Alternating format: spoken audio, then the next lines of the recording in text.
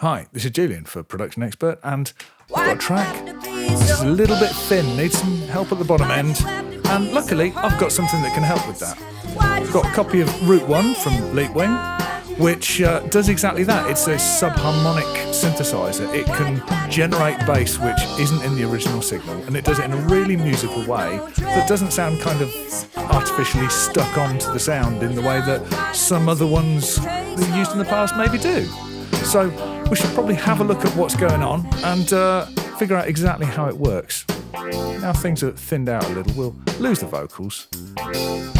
And just bringing all of them in and out, I've got them across the kick, the snare, the bass, the whirly, and without any RootOne help, it sounds like this. And with plenty of bottom end.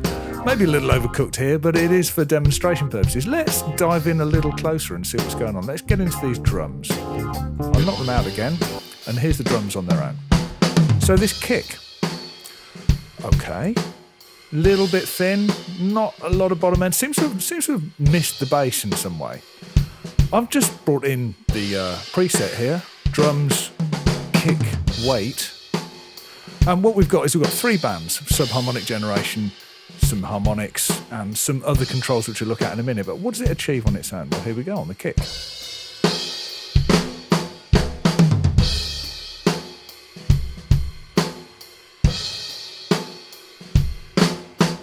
Let's have a look at the snare, because I'm bringing some in using snare body. Snare's a little, maybe lacking some weight.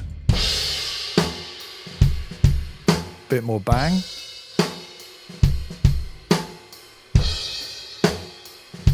Okay. Bass guitar.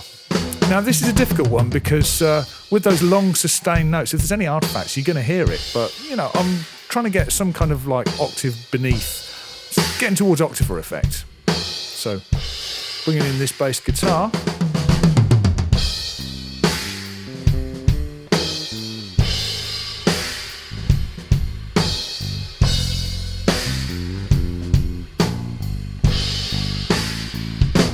Drums are getting a bit busy, we'll lose those.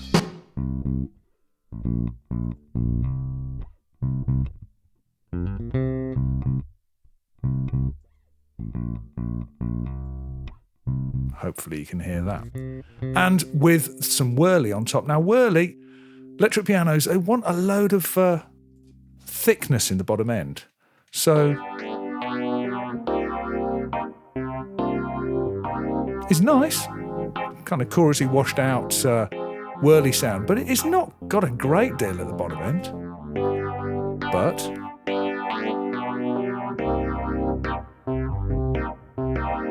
and that's with a complex polyphonic signal, which is looking interesting. Now, I'm a bit of a nerd, so what I want to do is I want to dive in and actually check out what this is really doing.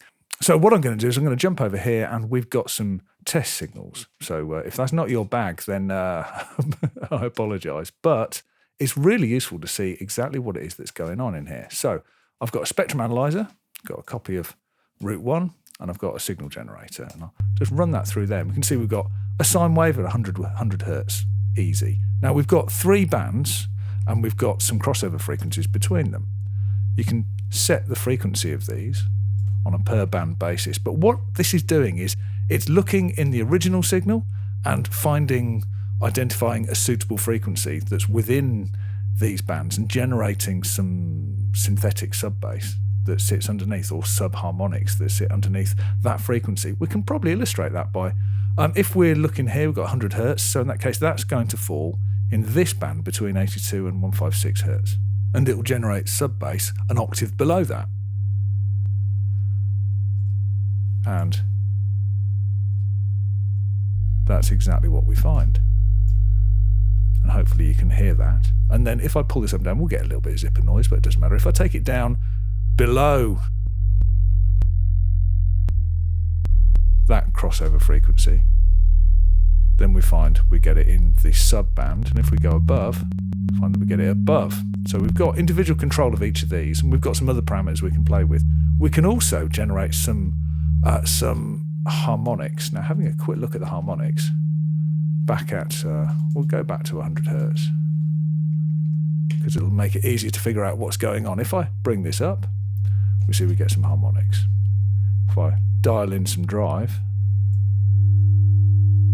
we get quite a bit more. And then we've got a colour control, which changes the harmonic content between odd and even and odd.